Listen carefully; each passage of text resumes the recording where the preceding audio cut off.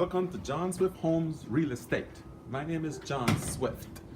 This is a series of tips that I'm presenting as I encounter them in my business. Today's topic is saving money. How do I save money?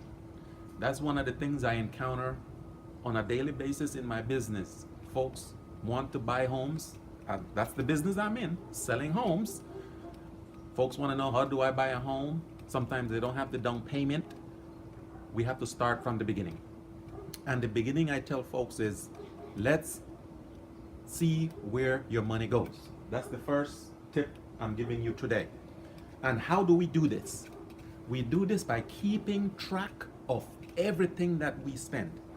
If you get paid on a weekly basis, I suggest you keep track of your expenses for 4 weeks. If you get paid on a monthly basis, I suggest you keep track at least 1 month. And what I mean by keeping track of your daily expenses, from the first thing you spend for the day, I want you to keep track of it to the penny. If you go to the coffee shop the first thing in the morning and buy a cup of coffee, while you're waiting in line, I mean, most of us have our phones, put that information in there, in your notes, in your reminders, or they have a lot of apps that keep track of these things. But I want you to keep track of every penny you spend for the day. I know this sounds tedious, but it will help you in the long run. It will help you get to the point where we are trying to get to, which is saving money for whatever you want to down the line, whether it's a short-term goal or a long-term goal. But we'll get to those down here in a second, okay? So keep track of your daily expenses. At the end of the day, you could accumulate them step by step, what you spend for the day, and at the end of the week you calculate them over and you have exactly what you spent on a daily basis and on a weekly basis, and do that for every penny. Okay, we won't worry about income at this point. We are just talking right now of where your money is going. You need to know that in order to develop a budget so you could get to the end goal. What we're trying to get to is saving money. So at the end of your 4-week period, you go through and you categorize everything that you have spent. And you will have the number. You will have a number at the end of that amount. This is what I spend. For example, on my daily expenditures, when I calculate it for my 4 weeks, I look at, I am spending over the 4 weeks $2,000. Okay, so you know for a 4-week period you have $2,000 in expenses. Now, at the end of that 4-week period, what I want you to do now is look at your income. This is the step 2, where we'll start developing that budget. Look at the income that you took in over that period of time.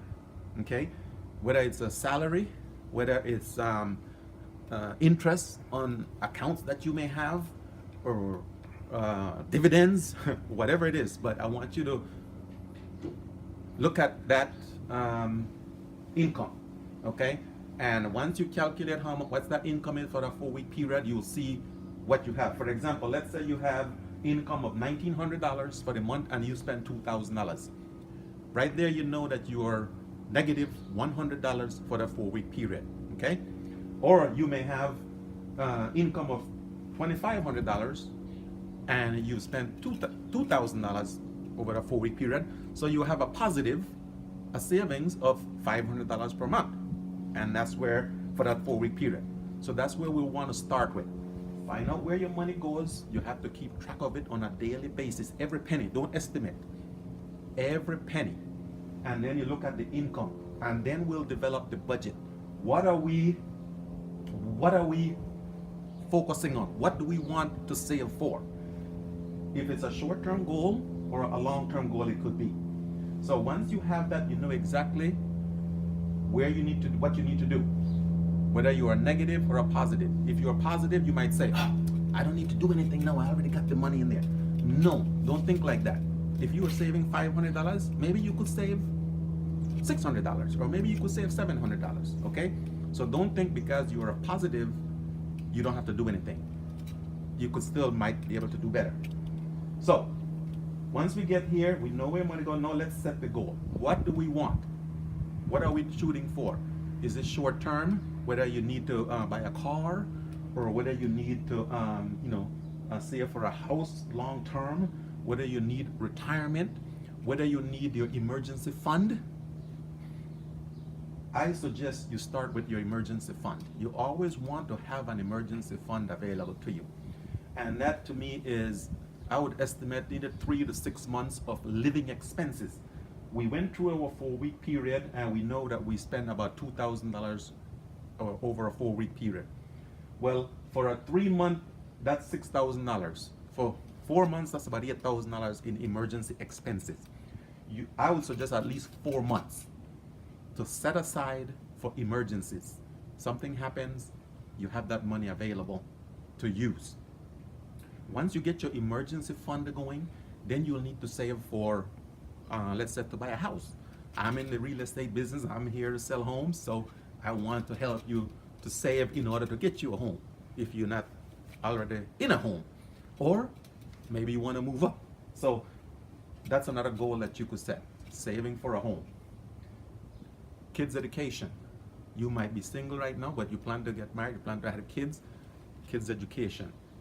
You will be retired someday. You want to be able to save for retirement. These are long-term goals.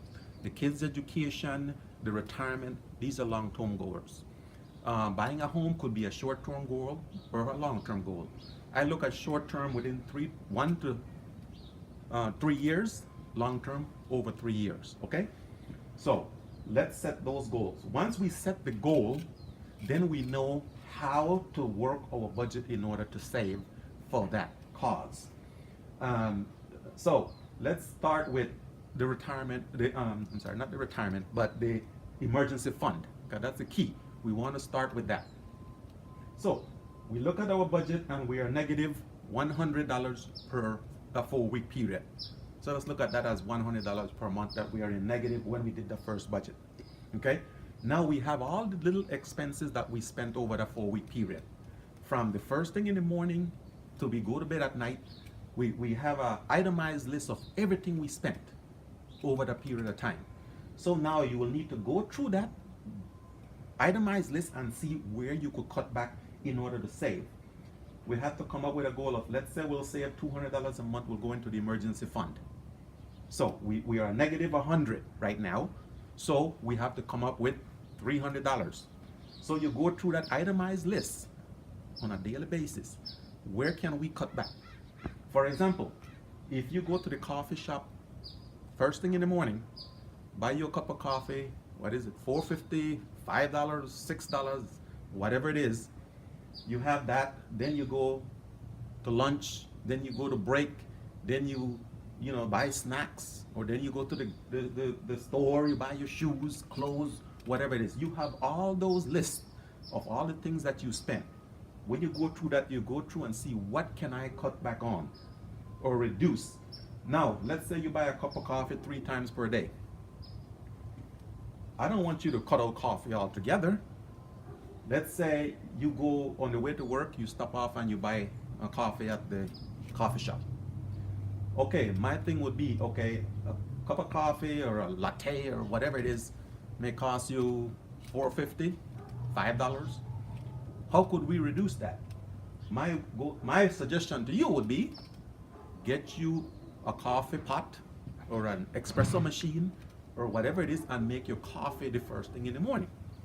So for example, if a machine costs you $30 or $40, you could see that over the course of maybe a week, cutting out 1 cup of coffee would pay for that machine.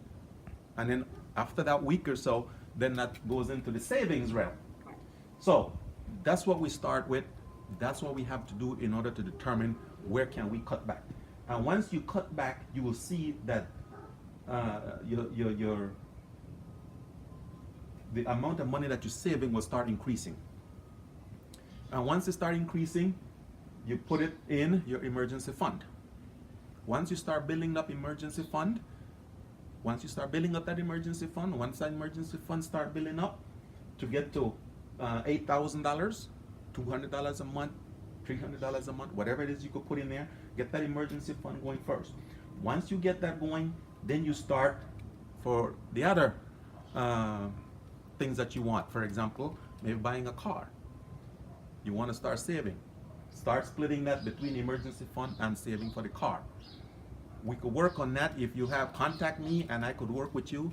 Keep in mind, I am not an attorney, even though I have a law degree. I'm not an attorney, and I'm not your tax guy. I am just giving you practical solutions, practical suggestions based on what worked for me and what worked for the folks I work with. So this is not rocket science, okay? So if you need specifics, contact me and I will help you out. So once you get there, now you might ask, where should I put my money? I don't want you to keep your money under your mattress. I don't want you to keep your money in cash around the house. That's not safe, that's not helping. I want you to be able to put that money in the bank. Put savings accounts are usually the way to go. And there's different types of savings accounts. You have the regular savings account, they don't pay too much. But for your emergency fund and stuff like that, I would suggest putting it where you could get to it rather quickly. And that's usually in a savings account in the bank. There are other savings accounts, there's money market accounts, there are CDs that you could put your money into for a specific period of time, like a 1 year period or 2 year period. They pay a little more higher interest rate. But I suggest that you put your money, the stuff that you're saving for short term, in your savings account. For long-term savings, for your kids' education, your retirement, and things like that, you want to go more in the retirement arena, which is maybe IRAs, Roth IRAs, 457s if you're with the government, 401ks, and things like that. You want to put those things in those type of options that would benefit you more on the long term.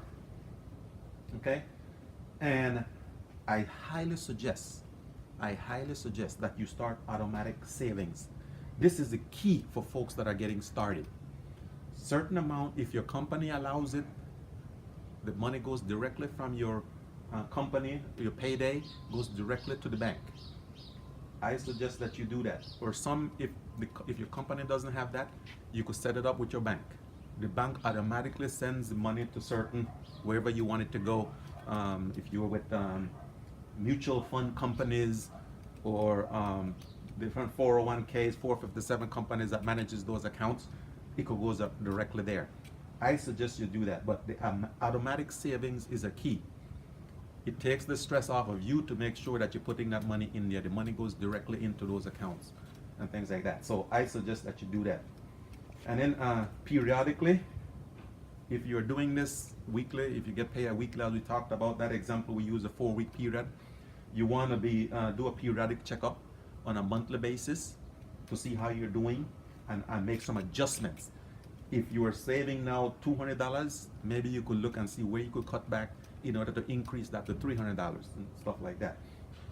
If you get paid on a monthly basis, do it on a monthly basis, but do it for a couple months before and then go quarterly, twice a year. And then when you are on track, when you have everything going, you have your emergency fund going, you have your savings for your short-term goals, your savings for your long-term goals, then you could cut back and do this at least once a year.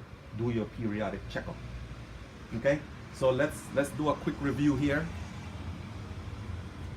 The key, I can't stress this enough, is knowing where your money goes. And in order to do that, you have to keep track of your money on a daily basis for a period of time. As I said, 4 weeks if you get paid weekly, and keep track of every penny. It won't, if you estimate and stuff like that, or just put certain things down and don't, it won't work. You have to be able to account for each penny that you spend, okay? And then you look at the income. Compare that to what you've spent and determine if you're in a negative, you got to get out the negative. You cannot live in the negative. If you're already in the positive, then maybe we could do better. Because in order to do better, so that we could save for our short-term or long-term goal. Short-term goal could be buying a car in a year, buying a car in 18 months, or buy a refrigerator, or some shoes, or whatever it might be. Short-term, and then long-term goals is kids' education, retirement, and things like that. Savings for a home. Since I'm in the real estate business, that's why I try to work with folks to get that budget so they could get, if they don't already have a down payment, I work with them to help them in order to get that down payment.